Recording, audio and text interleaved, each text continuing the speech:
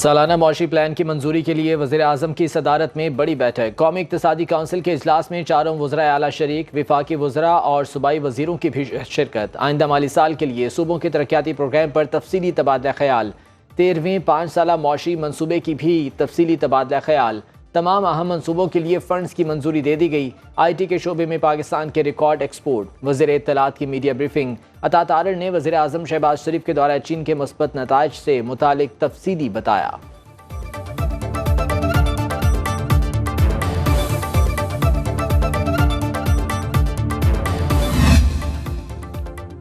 مالی سال 2023-24 کی آخری مانیٹری پالیسی کا اعلان آج ہوگا۔ اسٹیٹ بینک کی مانیٹری پالیسی کمیٹی کا اجلاس جاری۔ آئندہ مالی سال کے لیے شرح سود کا تعین کیا جائے گا۔ گورنر اسٹیٹ بینک جمیل احمد اجلاس کی سربراہی کر رہے ہیں۔ ذرائع کے مطابق شرح سود میں 1% کمی کا امکان۔ ملک میں شرح سود اس وقت بلند ترین سطح 22% پر ہے۔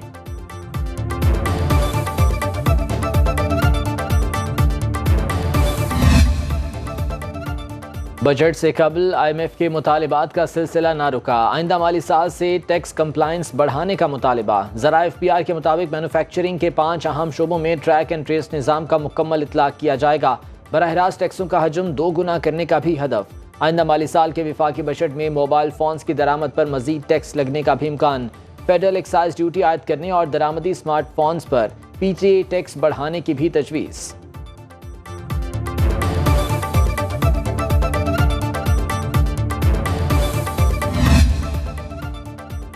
رواں مالی سال 2023-24 کا اقتصادی سروے کل جاری کیا جائے گا۔ سروے نکات کے مطابق رواں مالی سال بعض اہم معاشی اہداف پورے کرنے میں ناکامی کا سامنا رہا۔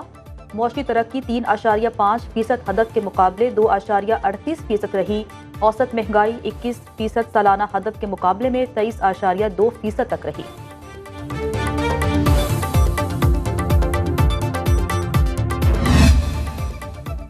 خیبر پختونخوا کے 91 ترقیاتی منصوبوں کو ختم کرنا ایس آئی ایف سی اور قومی اقتصادی کونسل کے فیصلوں کی خلاف ورزی ہے۔ وزیر اعلیٰ علی امین گنڈاپور نے وزیر اعظم کو خط لکھ دیا۔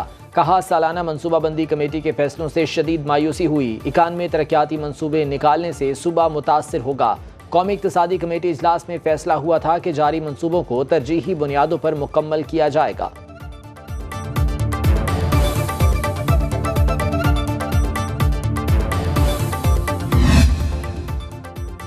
وفاقی بجٹ 2024-25 بلوچستان کی 21 صوبائی منصوبے وفاقی بجٹ میں شامل کرنے کی درخواست مسترد۔ وزیر اعلیٰ بلوچستان نے صدر پاکستان آصف علی زرداری کی کوئٹہ آمد پر منصوبوں کی سالانہ ترقیاتی پلان میں شامل کرنے کی درخواست کی تھی۔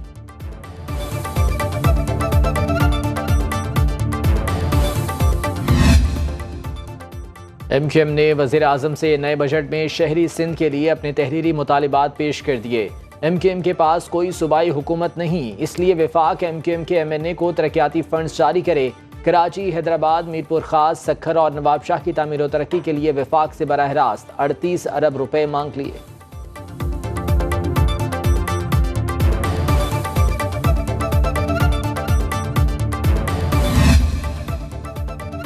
وفاقی کابینہ میں توسیع کے معاملے پر حکومتی اتحادی جماعتوں میں اہم پیش رفت۔ نون لیگ، پیپلز پارٹی اور ایم کیو ایم پاکستان کے درمیان معاملات طے پا گئے۔ وفاقی کابینہ میں ایم کیو ایم پاکستان کو مزید 2 وزارتیں ملنے کا امکان۔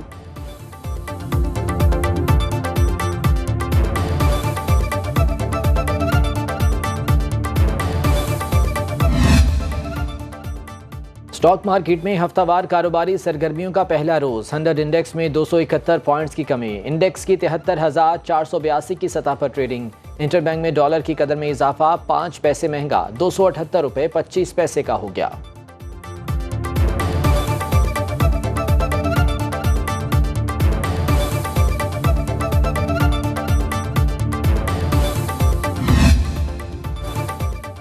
اسلام آباد الیکشن ٹریبونل کی تبدیلی کا معاملہ۔ الیکشن کمیشن کچھ دیر بعد محفوظ فیصلہ سنائے گا۔ کمیشن نے جمعے کے روز فریقین کے دلائل مکمل ہونے پر فیصلہ محفوظ کیا تھا۔ اسلام آباد کے 3 لیگی ایم این ایز نے ٹریبونل پر تحفظات کا اظہار کیا تھا۔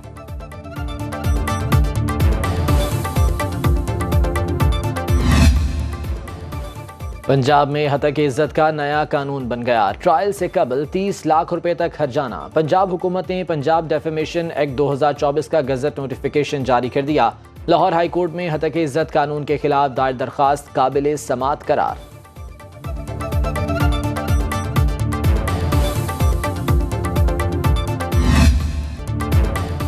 پیپلز پارٹی ہتک عزت قانون کی منظوری کا حصہ نہیں بنی۔ بل گورنر پنجاب سردار سلیم حیدر کے پاس گیا تو انہوں نے دستخط نہیں کیے، ان کی غیر موجودگی میں بل پاس کیا گیا۔ سینئر وزیر سندھ شرجیل انعام میمن کی میڈیا ٹاک، کہا بانی پاکستان تحریک انصاف بھی پی کا قانون لائے تھے، پیپلز پارٹی کبھی ایسے قانون کا حصہ نہیں رہی۔ تعلیمی اداروں میں منشیات کے استعمال میں اضافے کا اعتراف، آپریشن میں تیزی لانے کا اعلان۔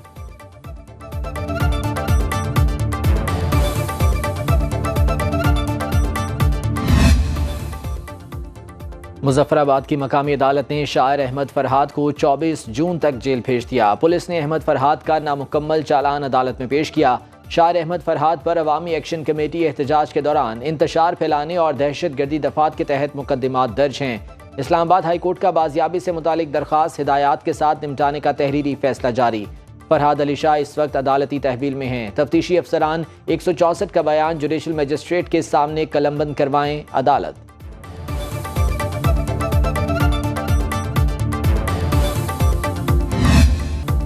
بھری جوانی میں جان وطن پر قربان، شادی سے 10 دن پہلے شہید ہونے والے پاک فوج کے کیپٹن فراز الیاس کا سفر آخرت، دھرتی کے بیٹے کو چونیا میں فوجی اعزاز کے ساتھ سپرد خاک کر دیا گیا۔ اعلیٰ فوجی اور سول حکام اور وزیر شریک ہوئے۔ وزیر اعظم شہباز شریف نے آگے بڑھ کے جنازے کو کاندھا دیا، قبر پر پھول بچھائے، دلیر ماں کے سر پہ ہاتھ رکھ کر یقین دلایا شہید کا خون رائے گا نہیں جائے گا۔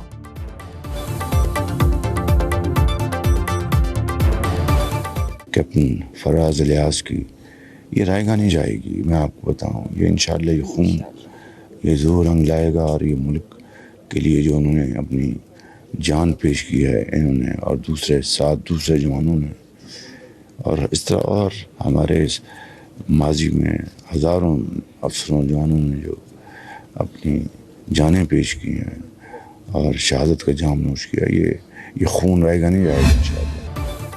لکی مروت دھماکے کی 6 شہداء کی میتیں آبائی علاقوں کو بھیج دی گئیں، پورے فوجی اعزاز کے ساتھ تدفین ہوگی۔ ISPR کے مطابق شہداء میں اسکردو سے تعلق رکھنے والے صوبیدار میجر محمد نذیر، ضلع گانچے سے لانس نائک محمد انور، ضلع غزر سے لانس نائک حسین علی، ملتان سے سپاہی اسد اللہ، گلگت سے سپاہی منظور حسین اور راولپنڈی سے سپاہی راشد محمود شامل۔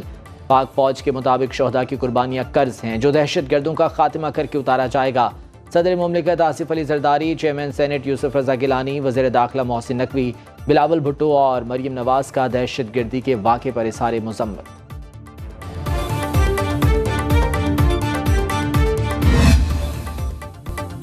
مریم نواز تحریک انصاف کے اعصاب پر سوار ہیں، وزیر اعلیٰ پنجاب سے کارکردگی میں مقابلہ کریں، زبان درازی مت کریں۔ وزیر اطلاعات پنجاب ازما بخاری کا بیرسٹر سیف کے بیان پر رد عمل، کہا 9 مئی کے مرکزی ملزمان اور شرپسندوں کو سیاست کے لبادے میں چھپنے نہیں دیں گے۔ مریم نواز نے بانی PTI کی آمریت کا جرت اور بہادری سے مقابلہ کیا، کبھی جیل میں سہولیات نہ ملنے کی شکایت نہیں کی۔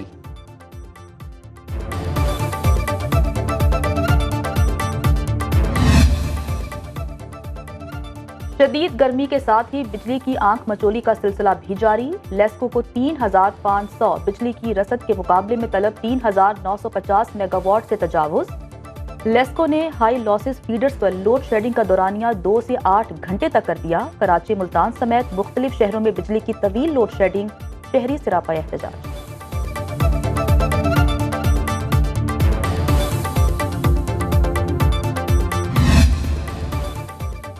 ملک کے بیشتر علاقوں میں موسم گرم اور خشک۔ کراچی میں ایک بار پھر گرمی کی شدت میں اضافے کا امکان، لاہور میں پارہ 42 ڈگری سینٹی گریڈ تک جانے کی پیشگوئی۔ اسلام آباد میں چلنے والی ٹھنڈی ہواؤں سے موسم معتدل۔ خیبر پختونخوا کے بیشتر اضلاع میں موسم گرم اور خشک رہے گا۔ آئندہ 24 گھنٹوں کے دوران چترال، کوہستان اور بٹگرام سمیت چند مقامات پر تیز ہواؤں اور گرج چمک کے ساتھ بارش کا امکان۔ حیدرآباد، جامشورو اور ٹھل سمیت سندھ کے کئی شہروں میں گزشتہ رات ہونے والی بارش سے گرمی کی شدت میں قدرے کمی۔